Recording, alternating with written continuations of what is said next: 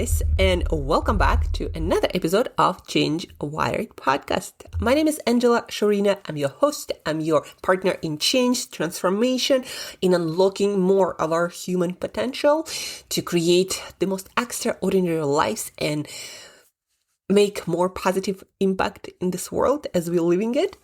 I'm also an executive health, performance, and leadership coach, and I help a lot of people, including myself, to every day ask ourselves uncomfortable questions and do the discomforting things more often so we grow faster and more consistently, so we get to see what potential we have and how we can create amazing things in this world with it.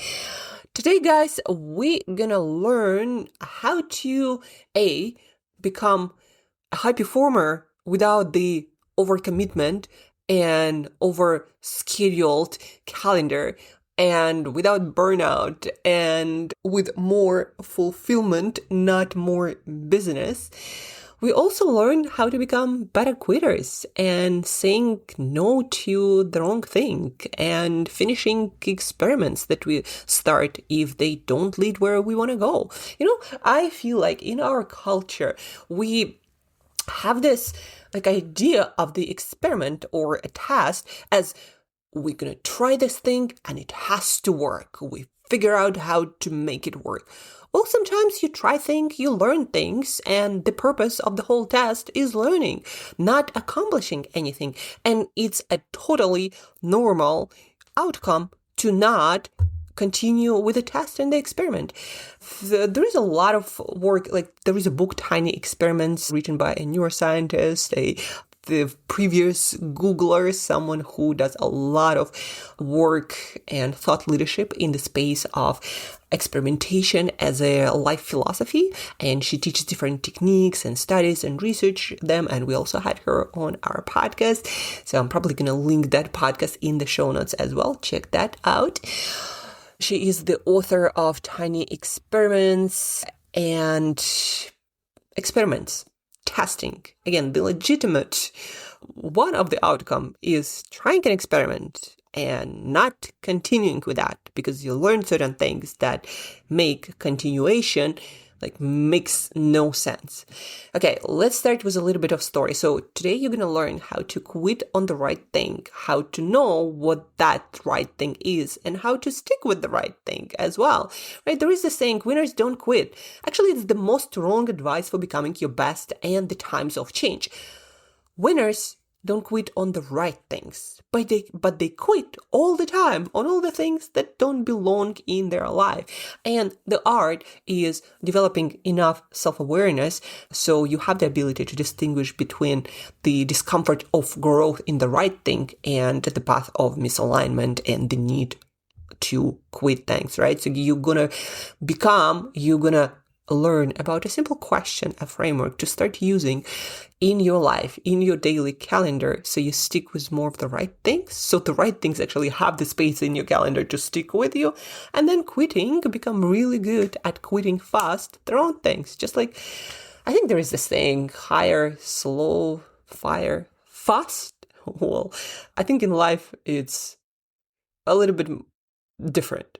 You gotta try the experiments that you want to try, but you gotta also get good at quitting the wrong ones, the things that you shouldn't be doing. And what else? And besides that, you're gonna learn one principle that will allow you to eat better without willpower and discipline, to do more exercise and do all the things like sleeping more that you probably have on your New Year resolutions list without, again, having to come up with some willpower or discipline magic. So let me start with a story. I did something unusual last Friday. I decided to participate in a 24-hour race, which the gist of it is you have 4 people. Well, we had 4 people and in the team, and you had 24 hours. And the purpose of the race, the ultimate winner, is whoever does the most mileage with the team. And a friend of mine like a month ago, asked me to sign up because he needed the team to go with him. And I said yes, also not realizing what it's actually going to take to participate in the whole thing. Also taught me a lesson to really think through, even when your friends ask you to do something. And I don't regret saying yes to that one, because he needed, I think, some people to say yes for him to actually do it. And so some people said yes, like myself. And last Friday, we went there. And after about 6 hours, I started napping, and it started at 6 p.m. So the 24-hour race would have to go through the night and then the next day. So we started at 6 p.m. and about 11 p.m. I started going to our tent to nap more often. And then I think I took a long nap, after which a friend suggested that me and another member of the team, if we want, we could go, because he actually found out that they didn't need 4 people for the team for them to continue. And he really wanted to run that race and get some trophy and put it on his bucket list that he did it. And I didn't have any of that. I said yes because I wanted to support a friend, because I wanted him to do it. And if I needed to stay the whole race for him to finish it, I would stay up. But they didn't need us. So I quit. I didn't care enough to push. In fact, I didn't, again, push myself that hard at all. Do I regret not pushing myself? With all the things that are on my plate right now, with all the commitment, etc., I was actually, while taking those snaps in the middle of the night, I was thinking of all the things that I want to do, that I was regretting, I'm not spending time on like my content creation, on my business plan, something that I truly care about growing this year, right? And the whole race. So for me, it wasn't the right thing to do. I didn't care enough to push. Not because I'm weak, not because I couldn't, not because I don't have the willpower to do the things that I don't enjoy much, but because this wasn't a challenge I wanted to suffer for. That's okay. Not every race, quote unquote, you need to sign up for and follow through till the end. The team, again, didn't need me for their journey, so I didn't betray any of my values to show up for people you care about. And in our society in general, it made me think after the race that we carry this strange badge of honor in our culture, that if you start, you must finish. You have this saying, winners never quit. Winners quit all the time if that's the wrong thing to do. That's how they keep progressing and learning things about themselves more and more. Okay, this is the right thing. This is the wrong thing. And the more time you spend on doing the wrong thing, the less time you have the chance to discover the right thing and actually practice and get good at it. So we stay in relationship that no longer fulfills us and never get into the right one that's going to bring the most joy in our lives. We stay in jobs that drain us and never take the time to discover the ones that's going to energize us, even with all the hard work and challenges. We keep pushing projects that don't bring out our best and progress and growth, and then we stagnate and often collapse with the whole thing while burning out and doing all the hard work. We stay loyal to diet plans, to workout plans, identities that clearly aren't working for our life as it is or as it's evolving. And so we push the boulder up the wrong mountain, proudly repeating, winners don't quit. They do, guys. They for sure do. All the people you admire quit so many things to get to mastery on the right thing that you wouldn't, that they've lost count and wouldn't fit it into a book. Winners quit on the wrong thing. The real skill, guys, isn't just great at all costs everywhere. It's also self-awareness, knowing what deserves your grade. Like that race, nowhere on my New Year resolution was running a race. In fact, I put it somewhere that I want to focus on very fewer things and not dilute my attention. Another story from a client that I'm working with. She was choosing between 2 jobs to support herself while building her business. And one was easier, closer to home, but lower potential for future income. The other was more complex, more skills she had to learn, more demanding, and with more upside, in the future, finances-wise. And she wasn't sure what to choose. And I asked her one simple question. Is this hard you want to add to your life while working on what you actually want? And what she actually wants is having her business. It was clear for her what to choose. She did not need more headache for the thing that she didn't even plan to continue. What was the thing with her upside? She wanted to develop her business, not become the best salesperson in this other thing. She already had enough hard reserved for her right thing. Then another friend of mine on a hike shared with me that he quit his marketing job to build his own business. And he said, I realized that to get to the next level in this job, I'd have to work harder. And I didn't care enough to do that. Everything meaningful is hard. So I chose the hard that leads me where I want to go. And that's the whole point, guys. Life will be hard anyway. No matter what you do, life will bring you hard. Effort is non-negotiable. Discomfort is guaranteed. And the only real choice you get is where you spend it, where you spend your heart, where you spend your greed, where you spend your discomfort. So over to you. And before we actually jump into the concluding question, the tool, as promised, I want to share with you a tool which is similar to quitting the wrong things and actually adding the right things first, which is going to help you to stick a lot more, a lot better for a longer time with things like healthy eating or sleeping more or doing more fitness. But before we jump into that as well, guys, don't forget to share this podcast episode, maybe with a person who just keep putting more and more and more things on their plate and then burning out and stressing out that they just never have time for themselves. Well, maybe, just maybe, a few things on their schedule aren't meant to be on that schedule in the first place. So let's get to the displacement principle. What is the displacement principle that I use in my health coaching so often? Let's take an example of healthy eating. A lot of people would try to just do less of, sweets or bread or carbs or whatever you call it. And then just try to create this eating less of the wrong stuff, hopefully eating the right stuff at the same time. But what we are taught in our coaching methodology is that actually just focusing on adding more the right stuff will help you a lot better. Not only by focusing on adding more right stuff, like more protein, more fruit and vegetables, more fiber-rich foods like beans or grains, etc. Not only it will help you to create more health, because more right nutrition will help you to support your health, will help your cells to function better. Not only that helps, it's an investment in your health. Also, by eating more of the right stuff, you have less, as simple as that, stomach space to fill it in with anything.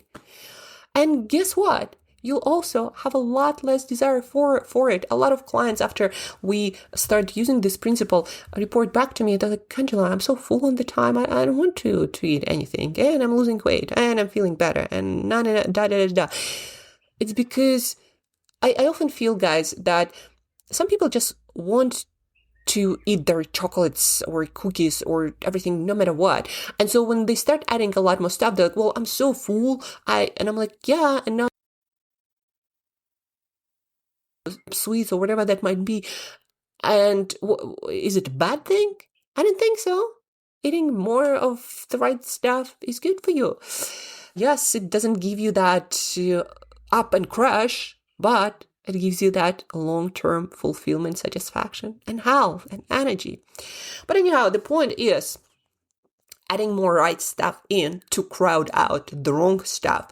Really good strategy for a lot of things in life. Take your schedule, If you start putting the things, the projects, the people that are aligned with who you truly are, your values, your goals, who you want to become, guess what? You're going to have less and less and less time for the wrong people, the wrong things, for Netflix. Like, people ask me, how do you not scroll it and watch Netflix? I don't freaking have time for that. Literally. I put all the right things on my schedule, like writing, like this podcasting, that I just don't have time for that. And then at 9 p.m., I know I gotta get to bed if I want to have all the amazing days in front of me where I have the time to create this content that I love creating, to do the right kind of thinking, etc. So the right stuff just crowds out everything else. And I know that there is a workout that I want to do, so I don't have any time for some bullshit activities. And if I want to create space for some activity in my schedule, I gotta think of that. And to that point, another exercise, so this is displacement method, right? So if you're struggling with your healthy eating, with your fitness, with your sleep, put the right stuff on your calendar and in your fridge first and in your stomach, and then see how much less of the wrong stuff you start doing. It's like with time. The time isn't stretchable. At some point, you will have to make a real choice. Do I want to keep the space for the wrong stuff, or do I want to add more and more the right stuff? And then the second, with my clients, we often do this exercise where we look at their schedule, and so much of it isn't there because they truly wanted it to be there. It's because they are quite high performing. They do have quite a lot of ambition and energy and ability to make things done. And so they just start piling up stuff more and more and more, saying yes more and more and more. And they would handle a lot of that stuff. And that's why they never get like the punishment, except that they don't have the thinking time to consider all the deeper, more long-term, the right things that they might regret not doing in 20 and 30 years, because they're just always busy. And for them, doing things is the most comfortable thing on earth.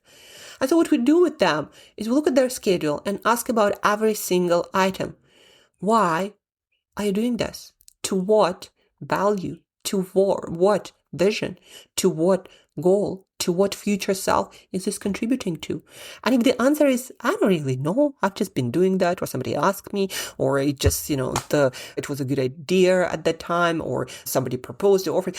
It's like a lot of other people, or the thing that we thought about for a bit on some day and then decided to do it and then kind of stuck, and then we keep doing, never really reconsidering if we really want to keep doing it because it's true to who we are, it's true to our identity, it's true to our why, it's true to our long-term vision for ourselves and our life. Right?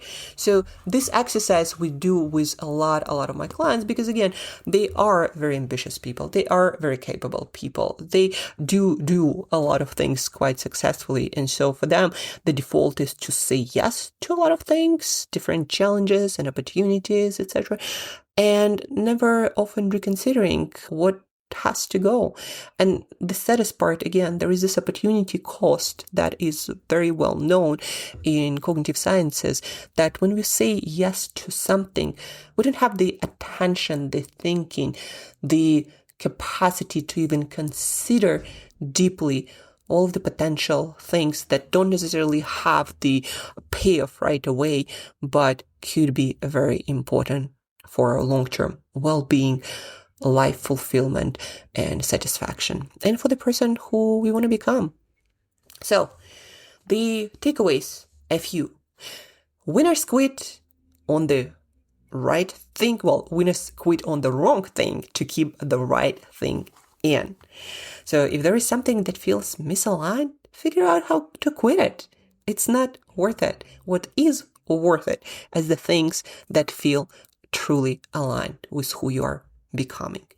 And if there is some commitment, ask, maybe the other person doesn't really care about that, or other people, right? Just like with my friend, they actually won as the best team because there were only 2 of them left, and they kept running and they made the most mileage for such a small team. So it worked out for everyone because I was actually true to myself and I said, do you really care about me staying? And they didn't. and it worked out for everyone. And I got to do more of my writing and content, which actually working on improving and I actually care about, right? So winners don't quit on the right thing, but they do quit on all the wrong things a lot.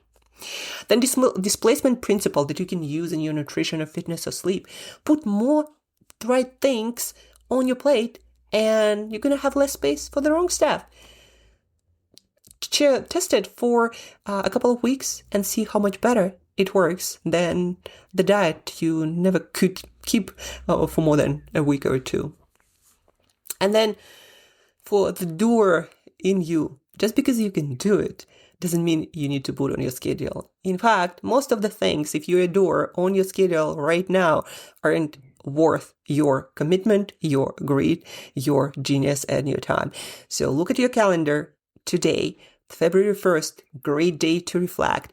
Well, it might be some other day for you when you're listening to this, but look at everything on your calendar and ask yourself, why am I doing this? To what goal, value, my identity does this contribute?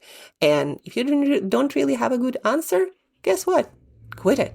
So the right things that you align with have the space to take root. And that's it for today, guys. Hope this podcast was really helpful. Don't forget to rate, a review, to send it to a friend who, again, might be piling up things on their plate, not really ever having time for what fulfills them. Share this podcast with that friend. Rate, review to help more people, to help this podcast reach more people in the world. We are in 11,000 cities and hoping to get into a lot more with your help. So please share, rate, a review. And again, winners do quit on the wrong things. Displace what's wrong with the right thing, and the right thing will stick for far longer with you. And do the calendar audit. What are all the things on your calendar? And is there a deeper why for doing them? And guys, thank you for your attention. Thank you for learning. Until next time, keep growing.